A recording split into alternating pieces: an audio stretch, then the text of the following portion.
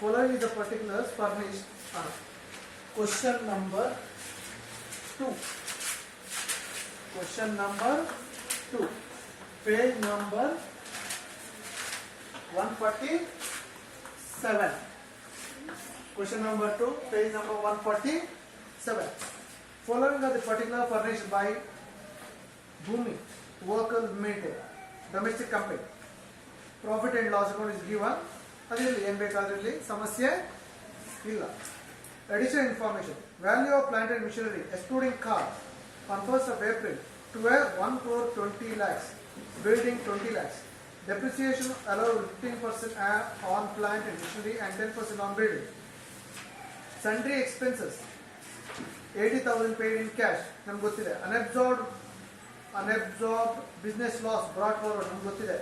Income tax purpose ಗೊತ್ತಿದೆ. Unabsorbed depreciation 6 lakhs ಗೊತ್ತಿದೆ. Motor car sold during the year 2,80,000 and its returned on value 2,30,000 and its returned on value 2,30,000.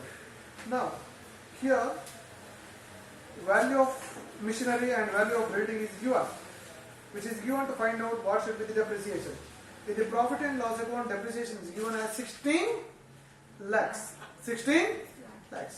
Now we are supposed to find out first what should be the depreciation. What should be the depreciation? Look, statement showing calculation of depreciation. Calculation of depreciation. First, buildings. ಎಷ್ಟಿದೆ buildings? 20 lakhs. Value of plant and machinery, building ಮತ್ತೆ ಅಲ್ಲ. First ಯಾವುದು? Plant and machinery. ಅದನ್ನ first ಬರೆಯುವ. Plant and machinery. Plant and machinery ಎಷ್ಟು? 1 crore 20 lakhs. 20 lakhs. 1 crore 20 lakhs. 1 crore 20 lakhs. Add written down value of car. Car ಇದೆ. Add written down value of car. ಕಾರನ್ನು add ಮಾಡ್ಕೊಳ್ಬೇಕು. ಅದು ಕೊನೆಗೆ ಕೊಟ್ಟಿದ್ದಾನೆ ನೋಡಿ. written down value of car 2,30,000. 2,30,000. Total ಎಷ್ಟಾಯ್ತು? 2,30,000. How much did you got? 14? 2,30,000 ಅಲ್ವಾ? ಇದು 20, 1 crore 20 lakhs ಅಲ್ವಾ? 1 crore 22 lakhs 1 crore 22 lakh 30,000 less sold car. ಎಷ್ಟಕ್ಕೆ ಸೇಲ್ ಅದು ಕಾರು? 2,80,000. sold for rupees 2,80,000. ಎಷ್ಟು ಬಂತು? 1 crore 19 lakh 50,000. 1 crore 19 lakh 50,000. 50,000. ಇದರ ಮೇಲೆ ಡೆಪ್ರಿಸಿಯೇಷನ್ ಎಷ್ಟು ಪರ್ಸೆಂಟ್? Depreciation on missionary 15%. ಇದರ ಮೇಲೆ 15%.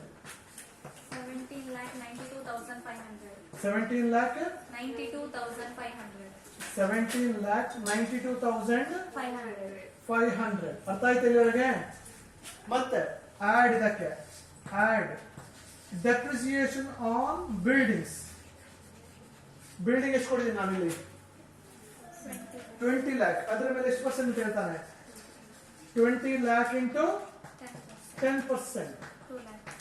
2 lakh. ಟೋಟಲ್ ಎಷ್ಟಾಯ್ತು? 2 lakh. Totally 19 lakh 92,500. ಸರಿ ಅಲ್ವಾ? 19 lakh 92,500. ಇದು 20 lakh ಅಲ್ವಾ? ಇಂಟು 10% ಎಷ್ಟಾಯ್ತು? 22 lakhs. ಆಡ್ ಮಾಡಿ 19 lakh 92,500. But in profit and loss account is given 16 lakhs. Profit and loss ಅಲ್ಲಿ ಎಷ್ಟು ಕೊಟ್ಟಿದ್ದಾರೆ? 16 lakhs. ಆವಾಗ ಆಕ್ಚುಲಿ ನಾವು ಕ್ಲೈಮ್ ಮಾಡಬೇಕಾದಷ್ಟು, ಬಟ್ ಕ್ಲೈಮ್ ಮಾಡಿದ್ದು 16 lakh. ಕಡಿಮೆ ಕ್ಲೈಮ್ ಮಾಡಿದ್ದಾರೆ, ಆದ ಕಾರಣ ಅದು ಲೆಸ್ ಕ್ಯಾಟಗರಿಯಲ್ಲಿ ಬರ್ತದೆ. Try to understand here you are suppose to find out the depreciation. ಯಾಕೆಂತಂದ್ರೆ ಫಸ್ಟ್ ಅಡ್ಜಸ್ಟ್ಮೆಂಟ್ ಅಲ್ಲಿ ಹೇಳ್ತಾನೆ value of plant and machinery ಕೊಟ್ಟಿದ್ದಾನೆ, ವ್ಯಾಲ್ಯೂ ಆಫ್ ಬಿಲ್ಡಿಂಗ್ ಕೊಟ್ಟಿದ್ದಾನೆ, ಎಕ್ಸ್ಕ್ಲೂಡಿಂಗ್ ಕಾರ್ ಅಂತ ಹೇಳ್ತಾನೆ, ಎಕ್ಸ್ಕ್ಲೂಡಿಂಗ್ ಕಾರ್ ಅಂತ ಹೇಳ್ತಾನೆ. ಆವಾಗ ವ್ಯಾಲ್ಯೂ ಆಫ್ ಮಿಷನರಿ ತೆಗೆಬೇಕು. ಕಾರುನು ಮಿಷನರಿ, ಕಾರುನು ಮಿಷನರಿ, ಅದು ಮಿಷನ್ ಅಲ್ವಾ? ಮನುಷ್ಯನ ಅದು ಕಾರ್ ಅಂದ್ರೆ ಅಲ್ಲ ಅಲ್ಲ, ಬಿಲ್ಡಿಂಗ್ ಅಲ್ಲ, ಅದು ಮಿಷನ್. ಆದ ಕಾರಣ ಕಾರನ್ನ ಆಡ್ ಮಾಡೋದು, ಗೊತ್ತಾಯ್ತಲ್ವಾ? ಆವಾಗ ಟೋಟಲ್ ವ್ಯಾಲ್ಯೂ ಆಫ್ ಮಿಷನರಿ 1,22,30,000. ಅದರಲ್ಲಿ ಇಷ್ಟು ಕಾರನ್ನ ಸೇಲ್ ಮಾಡಿದ್ವಿ, ಸೇಲ್ ಮಾಡೋ ಅಷ್ಟು ಕಡಿಮೆ ಆಯಿತು. Yes or no? That is 1,19,550,000. ಅದರ ಮೇಲೆ 15%, ಅದರ ಮೇಲೆ 15%. That is the reason. So total machinery ಅದು ಅವಾಗ ಇಷ್ಟ ಆಯಿತು, 17,92,500. ಮತ್ತೆ ಬಿಲ್ಡಿಂಗ್ ಡೆಪ್ರಿಸಿಯೇಷನ್ 10% ಆದರೆ 2 lakh ಆಗುತ್ತೆ. Totally 19,92,000. But is profit and loss account is given 16 lakhs. But ನಾವು ಕ್ಲೈಮ್ ಮಾಡಬೇಕಾದ್ದು ಇಷ್ಟು. ನಾವು ಕಡಿಮೆ ಕ್ಲೈಮ್ ಮಾಡಿದೀವಿ. ಕಡಿಮೆ ಕ್ಲೈಮ್ ಪ್ರಾಫಿಟ್ ಅಂಡ್ ಲಾಸ್ ಏನ್ ಮಾಡಿದ್ವಿ? ಕಡಿಮೆ. ಜಾಸ್ತಿ ಕ್ಲೈಮ್ ಮಾಡಿದ್ರೆ ಆಡ್ ಕೆಳಗಡೆ ಬರುತ್ತೆ, ಕಡಿಮೆ ಕ್ಲೈಮ್ ಮಾಡಿದ್ರೆ ಲೆಸ್ ಕೆಳಗಡೆ. No statement showing income from business. Statement showing income from business. Net profit as per profit and loss account. ಎಷ್ಟು?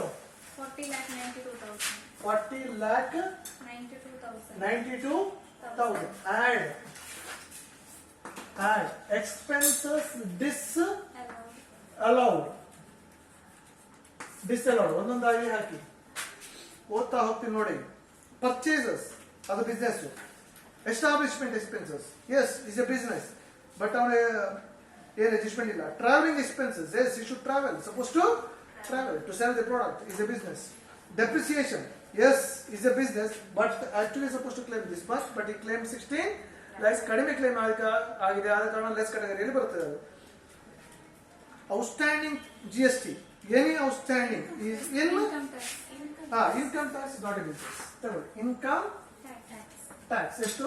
7,90,000. 7,90,000. ನೆಕ್ಸ್ಟ್ ಔಟ್ಸ್ಟ್ಯಾಂಡಿಂಗ್ GST, ಅದಕ್ಕೆ ಅಡ್ಜಸ್ಟ್ಮೆಂಟ್ ಏನೂ ಇಲ್ಲ, ಹೌದಾ ಅಲ್ವಾ? ಔಟ್ಸ್ಟ್ಯಾಂಡಿಂಗ್ GST ಎಷ್ಟು? 60,000. Any outstanding is not a business. 60,000. ಒಂದು ಮಾತು ನೆನಪಿಟ್ಕೊಳ್ಳಿ, ಕ್ವಶನ್ ಪೇಪರ್ ಸೆಟ್ ಮಾಡಿದವನಿಗೆ ಸಬ್ಜೆಕ್ಟ್ ನಾಲೆಜ್ ಇಲ್ಲ ಅಂತ ಅನ್ನುವಂಥದ್ದು ಇದರಲ್ಲೇ ಗೊತ್ತಾಗ್ತದೆ. ಕೇಳೋರು ಕೇಳ್ಕೊಳ್ಳಿ, no problem, I don't mind. YouTube public ಡೊಮೈನ್ಗೆ ಹೋಗ್ತದೆ, ಕೇಳ್ಕೊಳ್ಳೋರು ಕೇಳ್ಕೊಳ್ಳಿ. ಕ್ವಶನ್ ಪೇಪರ್ ಸೆಟ್ ಮಾಡಿದವನಿಗೆ ಟ್ಯಾಕ್ಸ್ ಮೇಲೆ ತಲೆ ಕೂಡ ಗೊತ್ತಿಲ್ಲ. ಔಟ್ಸ್ಟ್ಯಾಂಡಿಂಗ್ GST ಅನ್ನುವಂಥದ್ದು ಬರೋದೇ ಇಲ್ಲ. GST ಅಲ್ಲಿ ಔಟ್ಸ್ಟ್ಯಾಂಡಿಂಗ್ ಅನ್ನುವಂಥ ಕಾನ್ಸೆಪ್ಟೇ ಇಲ್ಲ. ಯಾಕಂದ್ರೆ ಒಂದು ಅಂಗಡಿ ಹೋಗ್ಬಿಟ್ಟು ಒಂದು ಪರ್ಚೇಸ್ ಮಾಡಿ, ಯಾವ್ದಾದ್ರು ಪರ್ಚೇಸ್ ಮಾಡಿ ಆದ್ಮೇಲೆ ಬಿಲ್ಲಲ್ಲಿ GST ಕಟ್ ಆಗಿಯೇ ಬರುದು. ಅದು ಡೈರೆಕ್ಟ್ ಆಗಿ ಗೌರ್ಮೆಂಟ್ಗೆ ಹೋಗಿ ಆಯಿತು ಔಟ್ಸ್ಟ್ಯಾಂಡಿಂಗ್ ಆಗಿ ಚಾನ್ಸಸ್ ಉಂಟಾ? ಯಾವುದನ್ನೇ ಪರ್ಚೇಸ್, ಯಾವುದನ್ನೇ ಸೇಲ್ ಮಾಡಿ GST ಔಟ್ಸ್ಟ್ಯಾಂಡಿಂಗ್ ಆಗಲಿಕ್ಕೆ ಚಾನ್ಸಸ್ಸೇ ಇಲ್ಲ. There is no chances. ಯಾಕಂದ್ರೆ ಅದು ಪರ್ಚೇಸ್ ಟ್ರಾನ್ಸಾಕ್ಷನ್ ಆದ ಕೂಡಲೇ ಅದು ಕಟ್ ಆಗಿ ಆಯ್ತು ಡಮ್ ಅಂತ ಸಾಫ್ಟ್ವೇರ್ ಮುಖಾಂತರ. ಇವಾಗ ಮಂಗಳೂರು ಸ್ಟೋರಿಗೆ ಹೋಗಿ, ಅಲ್ಲಿನೂ ಯಾವುದೇ ಅಂಗಡಿಯವನು ಬಿಸ್ನೆಸ್ ಮಾಡಬೇಕಿದ್ರೆ ಅವನ ಹತ್ರ ಆ ಸಾಫ್ಟ್ವೇರ್ ಇರಲೇ ಬೇಕು. ಆದ ಕಾರಣ ಔಟ್ಸ್ಟ್ಯಾಂಡಿಂಗ್ ಅನ್ನುವಂಥ ಪ್ರಮೇಯ ಬರೋದೇ ಇಲ್ಲ. ಬಟ್ ಅವನು ಔಟ್ಸ್ಟ್ಯಾಂಡಿಂಗ್ ಕೊಟ್ಟಿದ್ರೆ ಆದ ಕಾರಣ ನಾವು ಇನ್ಅಡ್ಮಿಸಿಬಲ್ ಅಂತ ಟ್ರೀಟ್ ಮಾಡುವ, ಆಯ್ತಾ? Next provision for unascertained liabilities. Provision for unascertained liability. ಎಷ್ಟು? 1,20,000. 1,20,000. ಎಷ್ಟು? Proposed dividend. Proposed dividend is not a business. Proposed dividend ಎಷ್ಟು? 3,60,000. 3,60,000. ಎಷ್ಟು? Provision for tax consultation fees. Tax consultation fees is a business. Provision for loss from subsidiary company, that is not a business. Provision for loss from subsidiary company ಎಷ್ಟು? 90,000. 90,000. ಎಷ್ಟು? Salaries. Salary is a business. ಮತ್ತೆ sundry expenses ಅಲ್ಲಿ ಹೇಳ್ತಾನೆ adjustment to paid in cash ಎಷ್ಟು? 80,000. Paid in cash ಆದ್ರೆ is not a business. sundry expenses paid in cash ಎಷ್ಟು? 80,000. ಮತ್ತೆ ಬೇರೆ ಯಾವ ಅಡ್ಜಸ್ಟ್ಮೆಂಟ್ ಇಲ್ಲ. That's all. Do you know how to read out the column? How many did you got? How many did you got? 23,50,000. This. Do the total of this. 64,42,000. 64,42,000. 1000 less.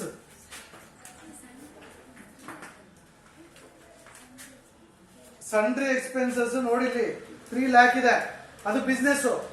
But 80,000 paid in cash.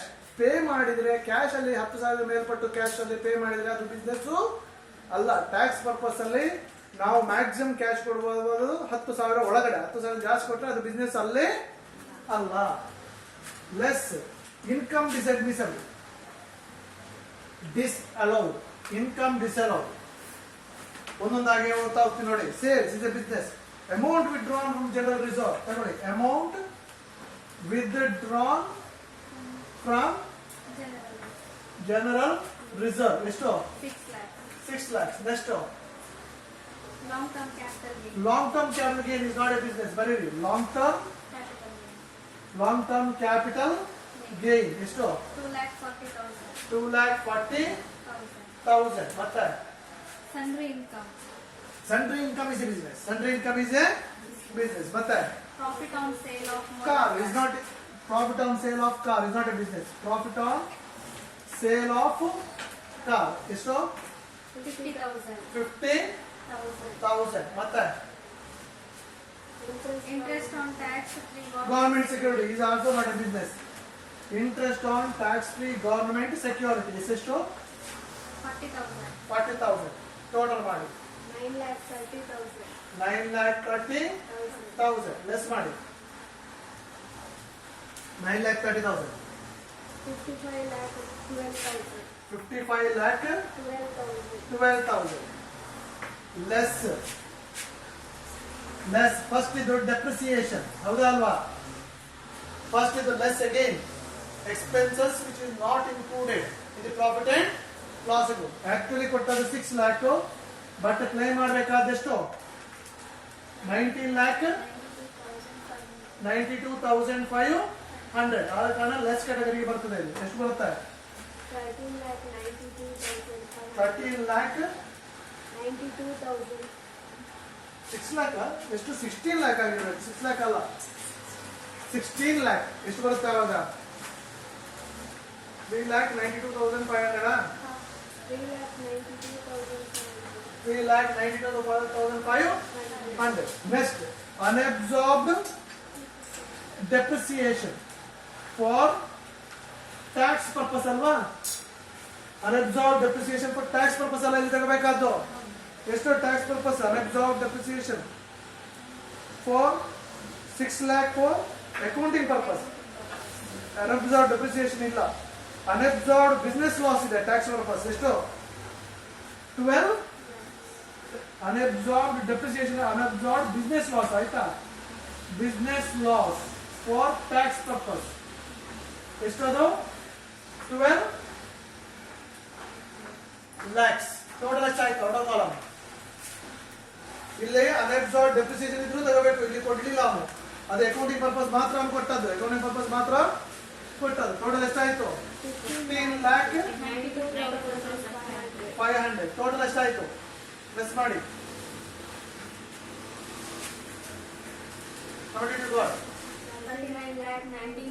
39,19,500. That is called as income from business.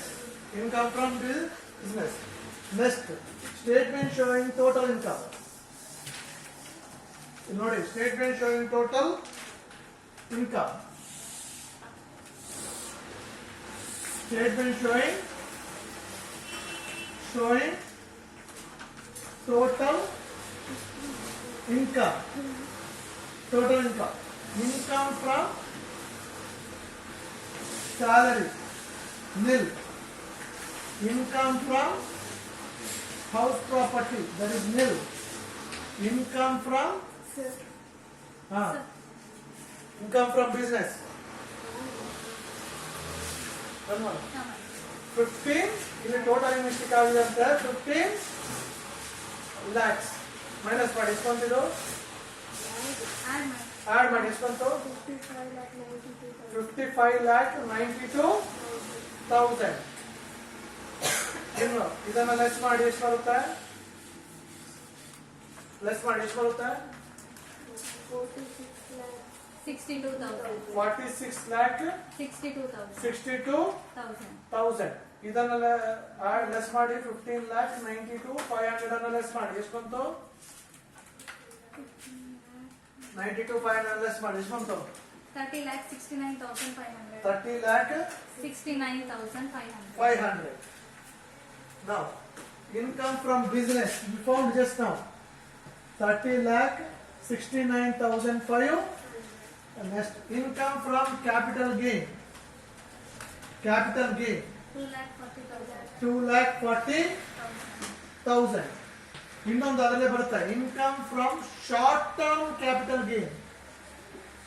Income from short term capital gain ನಾನು last ಕ್ಲಾಸಲ್ಲಿ ಇದನ್ನ ಮಾಡಿಸ್ಲಿಲ್ಲ, ಯಾಕೆಂದ್ರೆ ಇದೇ ತರದ problem ಬಂದಿತ್ತು. Problem ಅಲ್ಲಿ ಕೇಳಿಲಿ ಬಂದಿತ್ತು, ನಾನು ಟೆಕ್ಸ್ಟ್ ಬುಕ್ ಅಲ್ಲಿ ಇಲ್ಲ ಅಂತ ನಾನು ಮಾಡಿಸಿರ್ಲಿಲ್ಲ. ಮತ್ತೆ ನಾನು ಜಯರಾಮ್ ಹತ್ರ ಕನ್ಸಲ್ಟ್ ಹೀಗೆ ಮಾತಾಡ್ತಾ ಕೇಳಿ ಇದು ತಪ್ಪು ಅಲ್ವಾ ಟೆಕ್ಸ್ಟ್ ಬುಕ್ ಅಂತ. ಅವ್ರು ಇಲ್ಲ ತಪ್ಪು, ಟೆಕ್ಸ್ಟ್ ಬುಕ್ಕೇ ತಪ್ಪು ಅಂತ ಹೇಳಿದ್ರು. ಆದ ಕಾರಣ ನಾನು ಇವಾಗ ಮಾಡಿಸ್ತಾ ಇದ್ದೀನಿ ಅದನ್ನ. ಶಾರ್ಟ್ ಟರ್ಮ್ ಕ್ಯಾಪಿಟಲ್ ಗೇನ್ ಬರುತ್ತೆ ಯಾವುದಂದ್ರೆ ಅಲ್ಲಿ ನೋಡಿ ಕೊನೆಗೆ ಒಂದು motor car sold 2,80,000 and it's return down value 2,30,000. ಎಷ್ಟು difference? 50,000. Profit on sale of car, profit on sale of car 50,000. ಅದು short term. Profit and loss ಅಲ್ಲಿ 50,000 ಕೊಟ್ಟಿದ್ದಾರೆ ನೋಡಿ, profit on sale of car. ಹಾಗೆ ಕೊಟ್ರೆ that is short term capital gain 50,000. But ನಿಮ್ಮ text book ಅಲ್ಲಿ ಅದನ್ನ ಕನ್ಸಿಡರ್ ಮಾಡಲ್ಲ.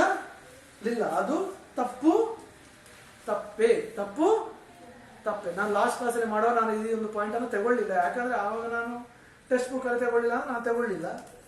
ಮತ್ತೆ ನಾವು ಮಾತಾಡಿದ್ಮೇಲೆ ಇದು ತಗೋಬೇಕು ಅಂತ ನಾವು ಡಿಸೈಡ್ ಮಾಡಿದ್ವಿ. Next income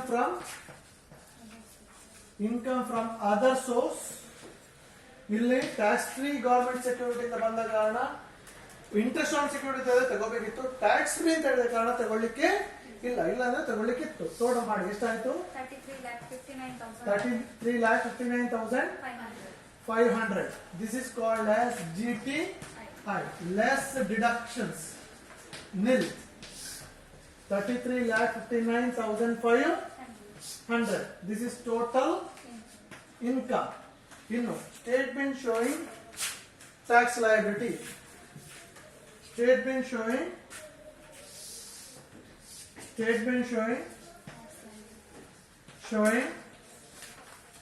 tax liabilities. Income from capital gain. Income from long term ಆಯ್ತಾ, long term capital gain. Long term ಮಾತ್ರ ಎಷ್ಟು? 2,40,000 ಇಂಟು 20%. ಶಾರ್ಟ್ ಟರ್ಮ್ ಇಲ್ಲ 20%. ಎಷ್ಟು ಬಂತು? 48,000. ಶಾರ್ಟ್ ಟರ್ಮ್ಗೆ ಮಿಷನರಿಗೆಲ್ಲ ಆದ್ರೆ ತಗೊಳ್ಳಿಕ್ಕೆ ಶಾರ್ಟ್ ಟರ್ಮ್ ಇಲ್ಲ. ಆನ್ ಸೆಕ್ಯೂರಿಟಿಗೆ ಆದ್ರೆ 15% ಬರುತ್ತೆ, ಇದಕ್ಕೆ ಬರಲ್ಲ. ಇನ್ನು income from other incomes other 2,40,000 minus ಆದ್ರೆ ಇದರಲ್ಲಿ ಎಷ್ಟು ಉಳಿತದೆ? 31,19,500 ಇಂಟು 30%. ಎಷ್ಟಾಯ್ತು? 9,35,850. ಟೋಟಲ್ ಮಾಡಿ ಎಷ್ಟು ಬಂತು?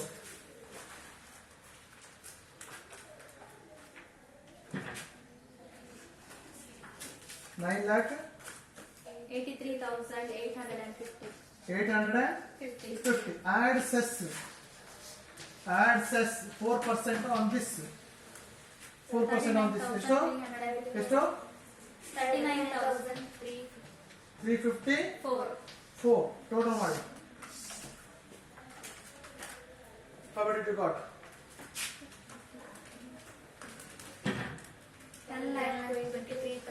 10,23,000.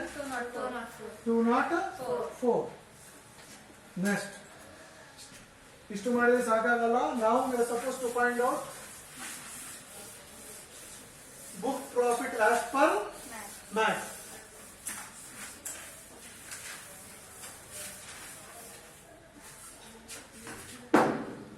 Statement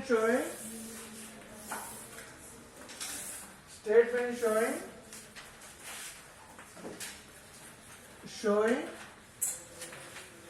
book profit as per MAT. Math ಅಂದ್ರೆ ಏನು? Minimum alternative tax. Same net profit as per profit and loss account ಎಷ್ಟು? 40 lakh 92,000. 40 lakh 92,000. ಆಡ್ ಒಂದೊಂದೇ ಓದ್ತಾ ಹೋಗ್ತೀನಿ. ಪರ್ಚೇಸ್ ಬರಲ್ಲ, ಎಂಟರ್ಟೈನ್ ಮಾಡಲ್ಲ, ಟ್ರಾವೆಲಿಂಗ್ ಬರಲ್ಲ, ಡೆಪ್ರಿಸಿಯೇಷನ್ ಬರುತ್ತೆ. ಎಷ್ಟು ಡೆಪ್ರಿಸಿಯೇಷನ್? 16 lakh. 16 lakh ಅಷ್ಟೇ ತಗೋಬೇಕು, ಬೇರೆ ಏನು ತಗೊಳ್ಳಿಕ್ಕಿಲ್ಲ. Next Income tax. Income tax ತಗೋಬೇಕು. ಇನ್ಕಮ್ ಟ್ಯಾಕ್ಸ್ ಎಷ್ಟು? 7 lakh 90,000. 7,90,000. ಮತ್ತೆ Outstanding. ಔಟ್ಸ್ಟ್ಯಾಂಡಿಂಗ್ ತಗೊಳ್ಳಿಕ್ಕುಂಟಾ? ಇಲ್ಲ, ನಾನು ತಗೊಳ್ಳಿಕ್ಕಿಲ್ಲ ಅಂತ ಹೇಳಿದ್ದೀನಿ. Provision. Provision for unascertained liabilities. Provision for unascertained liability ಎಷ್ಟು? 1 lakh 20,000. 1,20,000. Next Proposed dividend. ತೆಗಬೇಕು. Proposed Dividend. ಡಿವಿಡೆಂಡ್ ಎಷ್ಟು? 3 lakh 60,000. 3,60,000. ಮತ್ತೆ Provision for loss of subsidiary. ಅದು ತಗೋಬೇಕು. Provision for loss of Subsidiary company. Subsidiary company ಎಷ್ಟು? 90,000. 90,000. ಮತ್ತೆ ಆಯ್ತು, ಟೋಟಲ್ ಮಾಡಿ ಅವಳ ತಗೊಂಡ್ಬಂದು ಎಷ್ಟು ಬಂತು? 29 lakh 60,000. 29 lakh 60,000. ಟೋಟಲ್ ಮಾಡಿ. Do the total of that. 70 lakh 52,000. 70 lakh 52,000. Less depreciation as it is ಬರೀಬೇಕು. 16 lakhs. ಅದಾದ್ಮೇಲೆ ಇದು ತೆಗಬೇಕು. Amount withdrawn from general reserve. Amount withdrawn from general reserve ಎಷ್ಟು? 6 lakh. 6 lakh. ಇನ್ನೊಂದು ತಗೋಬೇಕಾದ್ದು unabsorbed business loss for tax purpose, ಅಲ್ಲ accounting purpose. ಎಷ್ಟದು? 9 lakh. 9 lakh. ಇನ್ನೊಂದಿದೆ ಅನ್ಅಬ್ಸಾರ್ಬ್ಡ್ Depreciation.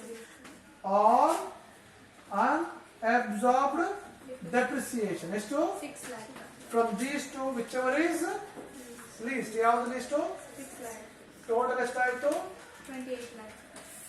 28 lakh. ಮೈನಸ್ ಮಾಡಿ ಎಷ್ಟು ಬಂತು? 28 lakh. How much did you got? 42 lakh 52,000. 42 lakh 52,000. 52,000. Next, what you are supposed to do? This is called as a book profit.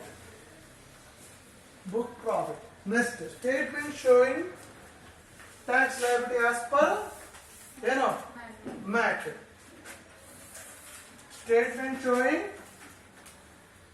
tax liability as per MAT. ಅದರಲ್ಲಿ tax liability 42 lakh 50,000 into 52,000